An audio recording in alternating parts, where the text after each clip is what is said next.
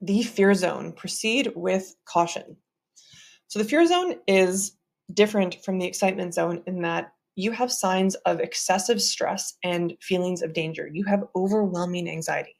And the excitement zone, you do feel some anxiety because fear keeps us safe from doing dumb things. We need fear. But excitement and anxiety are actually very similar physiological responses. The difference is how we interpret the feelings in our body. And we can trust ourselves to know that it's excitement if we feel like we've done the work in the curiosity and the comfort zones. We've built up proof. We think there's a high likelihood that we'll be okay. And then the feelings of anxiety will calm and we will simply feel excited. And that is something that we need to build up.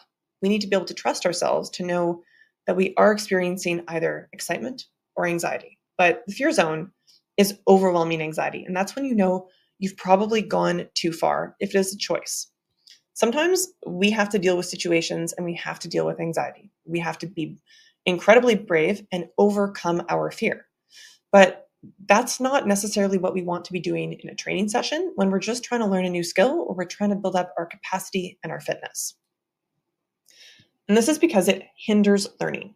Fear can impede skill acquisition and performance. And sometimes it can make us do incredible things. But as in my previous examples, if you've watched the other videos, fear changes the way we move. And I'm going to talk about this a lot in my other course about how we can train our emotions to change the way we move. But happy people walk differently than sad people. Confident people walk differently than fearful people. It is a different movement pattern because our body organizes different muscle coordination patterns for different emotional states. And when we are moving in fear, we often seize up, we get jerky, and we're not producing optimal power some of the times in really complex skills. So fear can hinder that.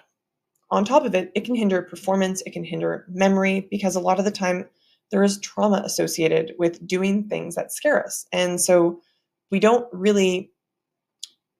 either remember really, really well because we're trying to keep ourselves safe, or we might even block it out. So we want to prepare to manage fear. We want to build resilience in lower zones so that when you absolutely have to take a big, brave step, you can. Finding the right balance.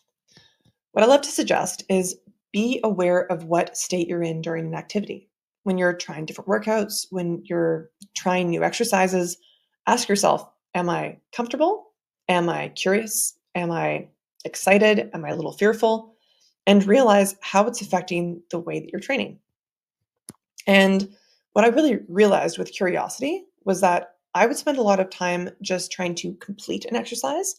I wouldn't think about how do I do this exercise well? I would be busy counting reps instead of thinking about how I could tweak it or how I could understand it better. Or what if I tried it this way? And when I started really engaging in curiosity, it helped me learn everything I was doing way faster because I wasn't just doing the work. I was genuinely trying to understand it.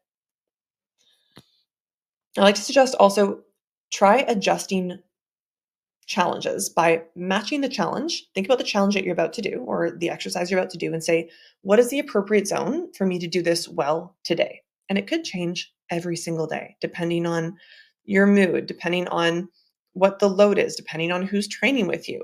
And sometimes we are just trying to complete it. We are just trying to push. And other times we want to find ways to be curious. We want to find ways to be excited. Or sometimes we even want to test our fear zone. Or you can also go the other way and you can say, I really want to be in curiosity today, or I really want to push my limits and be in excitement.